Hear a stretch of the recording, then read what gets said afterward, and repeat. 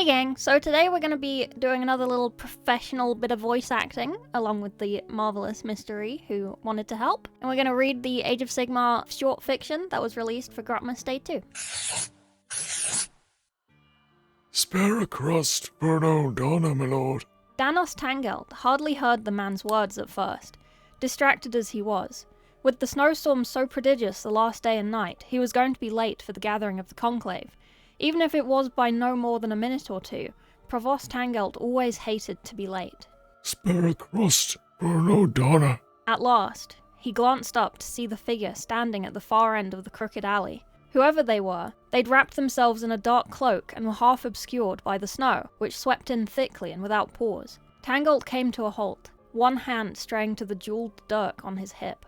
Cutthroats were not common in a small frontier place like Pikminspire, but they were not unheard of either. Still, he felt little alarm. 10 years in the Free Guilds would gird any man's heart with steel.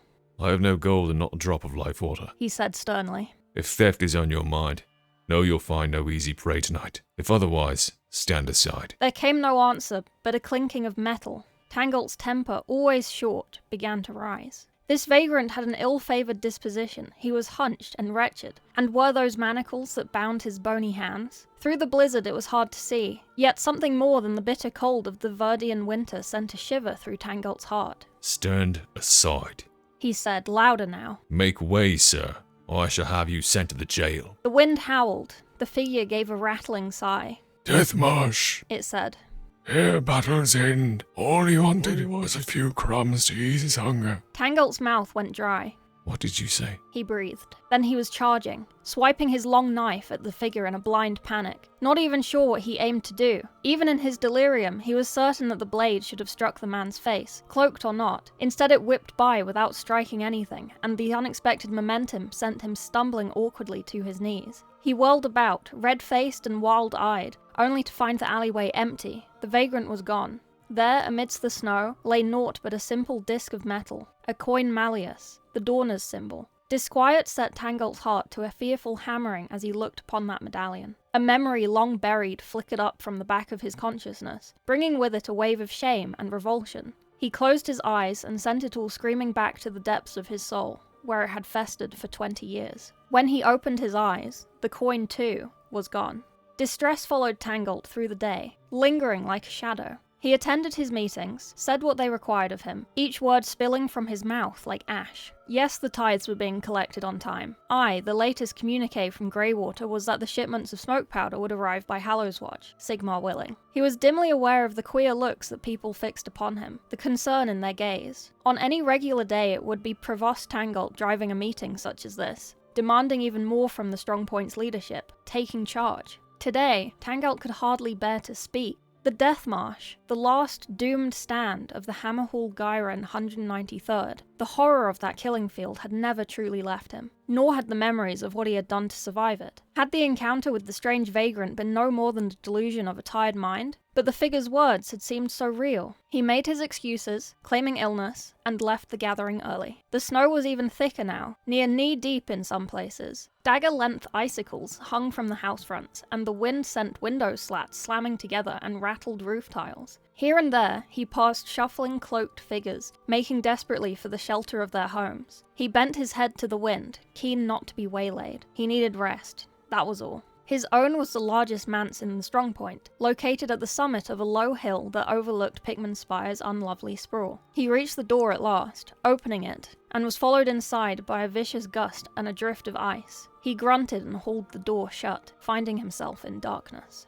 Tangeld placed his forehead against the door and took a deep breath. From the second floor came a clattering and clinking of metal, followed by a series of thumping footsteps. Tangeld froze, heart hammering in his chest. His eyes flashed to the stairs.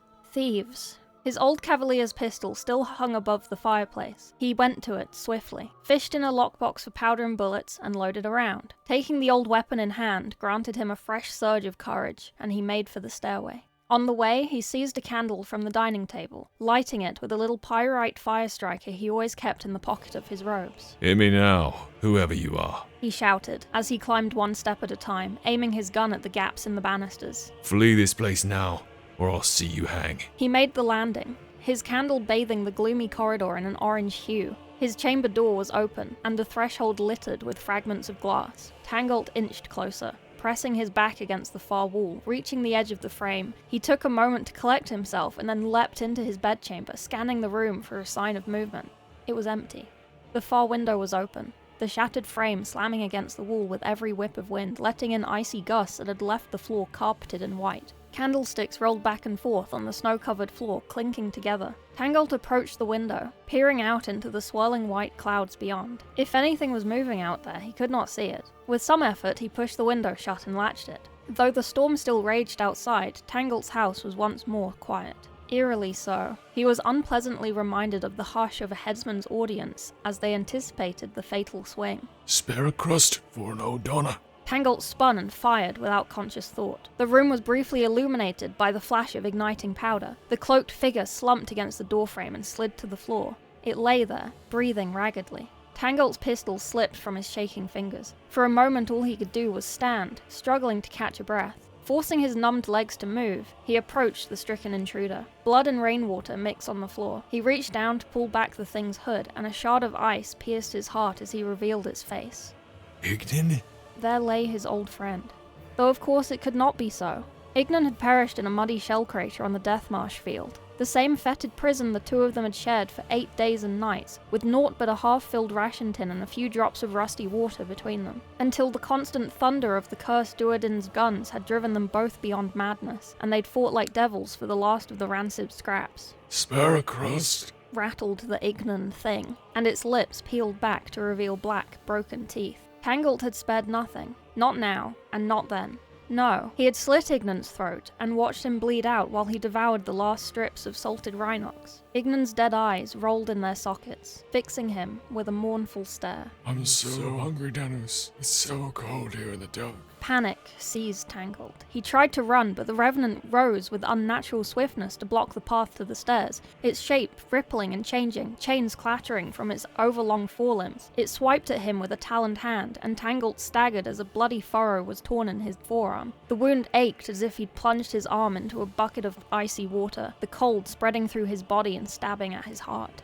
Gasping, clutching his chest, Tangolt sought the only visible path to freedom. He threw open the window of his bedchamber, clambering onto the ledge and hesitating only a moment until he heard the Ignan thing sweeping towards him, its eyes blazing orbs of emeralds, its claws reaching for his throat. It no longer wore his friend's face, but a skeletal death mask half concealed beneath a tatter of black cloth. Tangolt leapt out into the freezing night, twisting in the air, wrapped in a terrible embrace with this spectral horror as it descended to claim him. Forgive me, he screamed. As the wraith's fingers closed around his throat, Danos Tangolt's physical torment would end when he struck with the iron railings below. But for his broken soul, the agony would stretch unto eternity. When a Free Guild patrolman stumbled upon the Provost's broken body the next morning, there was no sign of who or what had sent him plunging to his doom. All that remained was an old, worn Dorner's coin, pressed into his lifeless palm.